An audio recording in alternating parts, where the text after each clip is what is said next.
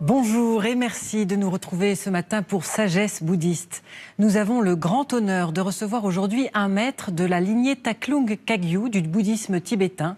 Il s'agit de Tenzin Kunzang Jigme Rinpoché, reconnu quand il était encore enfant comme le 7e Taklung Matrul Rinpoché par le Dalai Lama. De passage par la France, où il donne périodiquement des enseignements à l'invitation du Centre d'études de Chanteloube, en Dordogne, ce maître sera avec nous 2 dimanches de suite. Aujourd'hui, pour nous parler de sa lignée, peu connue en Europe, et des moments clés de sa vie. Et puis la semaine prochaine, pour évoquer la méditation samatha, la base de toute méditation qui mène à la sagesse. Taklung Matrul Rinpoché, bonjour. Bonjour. Merci infiniment d'être venu sur ce plateau en France pour parler de votre lignée, mais aussi pour parler un petit peu de vous, de votre vie. On va commencer par votre enfance. Comment ça s'est passé? I was a very ordinary child. J'étais un enfant très ordinaire et j'ai grandi comme les enfants normaux. Je suis allé à l'école, je passais du temps avec mes amis, donc c'était très normal. Et puis à l'âge de 10 ans, vous avez été reconnu formellement comme le 7e Taklung Matrul Rinpoché. Alors, est-ce que ça a changé votre vie? C'est en 1987 que j'ai été reconnu comme l'incarnation de Taklung Matrul Rinpoché. Après cela, ma vie a profondément changé, avec ce que j'ai dû étudier et en termes de responsabilité. Parce qu'à partir de ce moment-là, des gens plus âgés que moi venaient me voir, me témoignaient du respect. C'est ce genre de choses qui me sont arrivées. Et tout cela était très nouveau pour moi et me semblait très étrange à l'époque. Du coup, vous avez changé votre emploi du temps, j'imagine, entre l'enfance et puis le moment où vous avez été reconnu. C'est-à-dire que vous êtes allé faire des études pour étudier le bouddhisme à proprement parler? Oui, peu de temps après avoir été reconnu, je suis allé à Dharamsala avec sa sainteté le Dalai Lama et son entourage. Et une fois à Dharamsala, j'ai commencé à étudier la lecture, l'écriture et la calligraphie tibétaine, qui est assez particulière et qui a beaucoup d'importance. Et c'est pour cela que j'en ai beaucoup fait quand j'étais au monastère. Et ensuite, quelles études à proprement parler? Après ces études de base, je suis entré à l'Institut de dialectique bouddhiste, où j'ai étudié la Prajnaparamita pendant 7 ans, dont 1 an d'études des fondements du système académique bouddhiste du débat, exercice au cours duquel on doit débattre sur différents sujets. Cela a donc duré 1 an, et après j'ai étudié la Prajnaparamita pendant 6 ans, puis le Pramana et le Madhyama pendant 3 années de plus. Puis je suis allé à l'Institut Jigme Kagyu à Dehradun, où j'ai également étudié en profondeur la tradition Kagyu, plus particulièrement. Taklung Matrul Rinpoché, quelle est votre mission aujourd'hui? Où est-ce que vous vivez?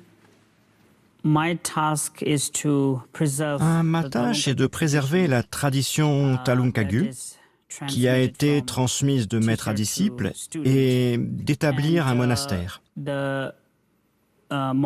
afin d'aider les moines et lamas qui perpétuent la tradition et qui continuent à pratiquer selon la tradition Taklung Kagyu.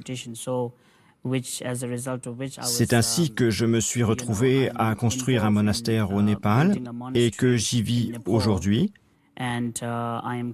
bien que j'ai également une résidence en Inde et que je fasse donc des allers-retours entre les deux. Alors, est-ce que vous pouvez nous parler un petit peu de votre lignée, justement, la tradition Taklung Kagyu? Talung Tangpa, who was the founder of Talung Kagyu tradition, Talung Tangpa, qui fut le fondateur de la lignée Talung Kagyu, est né en 1142. And Et il fut le principal disciple du grand Pamodrupa, l'un des plus grands yogis de son temps. Il a reçu toutes les transmissions et enseignements et en 1180, il a établi le monastère Talung Kagyu au Tibet central. Quelle était sa spécificité, la spécificité de son enseignement? Talung Kagyu tradition is La tradition Talung Kagyu se fonde sur la pratique des 6 yogas de Naropa et du Mahamudra, ce qui est commun à toutes les traditions Kagyu. Mais de manière particulière, il y a les 37 disciplines monastiques,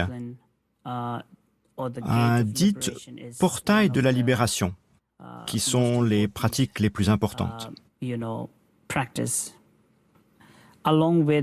Et il y a également ce que nous appelons les 4 joyaux, c'est-à-dire l'entraînement de l'esprit des Kadampa associé à la pratique du Mahamudra. C'est la particularité de la tradition Talung Kagyu. De quelle lignée, de quelles autres lignées votre lignée est-elle proche aujourd'hui? La lignée Talung Kagyu est très proche de la lignée Jigkung Kagyu et, d'un point de vue historique, très proche de la lignée Drukpa. Également très proche des traditions Podong, Jonang, de même que des lignées Nyingma et Geluk en général. La lignée Talung Kagyu entretient d'excellents rapports avec toutes les autres écoles du bouddhisme tibétain. Alors, l'une de vos principales missions et activités aujourd'hui, c'est d'établir un siège monastique, notamment pour votre tradition. Est-ce que vous pouvez nous en dire un petit peu plus? We are doing this monastery. Nous sommes en train de construire ce monastère qui sera notre siège en exil. Parce que depuis très longtemps, nous n'avions pas de siège en exil et c'est pour ça que nous avons décidé d'établir une communauté en exil. Et c'est pour cela que notre première tâche a été de construire ce monastère. Alors, où précisément allez-vous l'établir? It is in Nepal. Il se trouve au Népal, tout près de la ville de Pokhara, qui est un des endroits les plus touristiques du pays. Ce n'est pas très loin de Pokhara, là où il y a un village tibétain qui s'appelle le camp tibétain de Chambaling. Alors, j'imagine qu'il y a des difficultés à lever des fonds, par exemple. Comment vous vous y prenez? L'une des plus grandes difficultés extérieures à laquelle nous devons faire face est bien entendu le manque de fonds, parce que nous avons un projet vaste dont l'ampleur ne permet pas une réalisation en peu de temps avec un budget limité. C'est donc l'une des difficultés. L'autre difficulté que nous avons est le manque de main-d'œuvre. Parce qu'il n'y a pas beaucoup de gens qui ont les capacités ou la vision nécessaire pour accomplir ce que demande cette tâche. Pour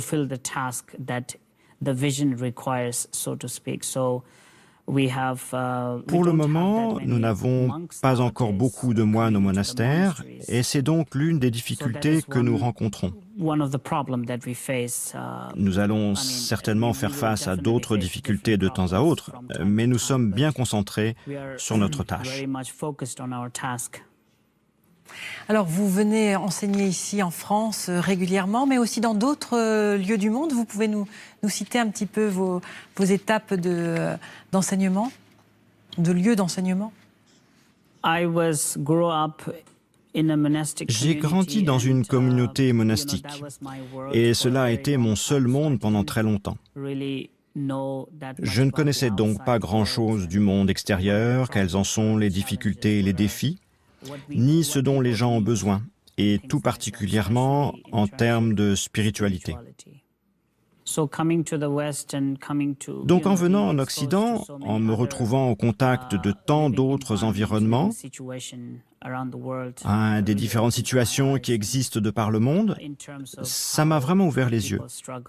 J'ai vu comment les gens doivent lutter et ce qui peut les aider au plan spirituel à surmonter toutes les difficultés auxquelles ils font face, et plus particulièrement d'un point de vue spirituel et mental.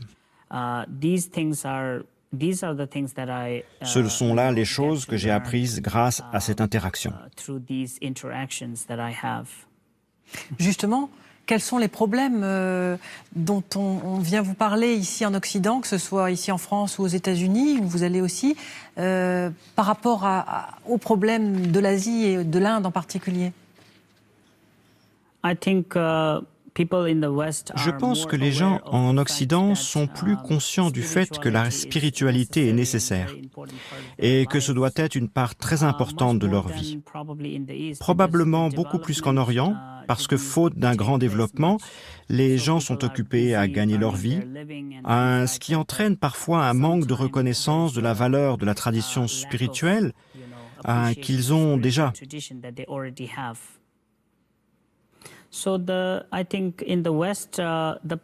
Et en Occident, les questions que les gens posent portent principalement sur la manière de résoudre les problèmes qu'ils rencontrent dans la vie quotidienne, alors qu'en Orient, la façon dont les gens abordent la spiritualité est plus idéologique que pratique. Est-ce que vous avez des enseignements de prédilection, justement, ici, quand vous venez ici en France, pour l'auditoire occidental? Certainement. J'aime beaucoup insister sur l'aspect de la pratique qu'est shamatha, parce que ce dont nous avons besoin au début de toute voie spirituelle est un esprit parfaitement calme. Et c'est pour cela que je crois qu'il est important de comprendre qu'avant tout, et par-dessus tout, il faut se calmer soi-même pour résoudre un problème, que ce soit d'un point de vue spirituel ou mental. Alors ce sera justement l'enjeu de notre deuxième émission la semaine prochaine. On parlera de la méditation samatha avec vous. Merci beaucoup Rinpoché d'avoir été présent déjà ce dimanche. Avant de nous quitter, voici quelques livres que nous vous proposons cette semaine. Tout d'abord, Le chemin de la grande perfection de Patrul Rinpoché, édition Padmakara, un guide présentant les préliminaires des pratiques du bouddhisme tibétain avec de nombreuses citations et anecdotes. Bodhikariyavatara, la marche vers l'éveil du poète indien Chanditeva, une nouvelle traduction du comité Padmakara. Ce poème datant du 8e siècle est une référence pour des générations de pratiquants bouddhistes qui s'entraînent sur la voie des bodhisattvas et sur les bienfaits de l'esprit d'éveil. Et puis Rayon de lune de Dakpo Tashi Namgyal, édité par la fondation Tsadra. Il s'agit des étapes de la méditation du Mahamudra, expliquées ici à plusieurs niveaux, pour que pratiquants novices et enseignants confirmés apprennent à placer et maintenir l'esprit dans son état naturel. Voilà, c'est la fin de cette première partie d'émission avec Taklung Matrul Rinpoché. Vous pouvez la revoir toute la semaine sur France TV, le nouveau service vidéo de France Télévisions. Merci de nous avoir suivis. Très bon dimanche à tous et à la semaine prochaine.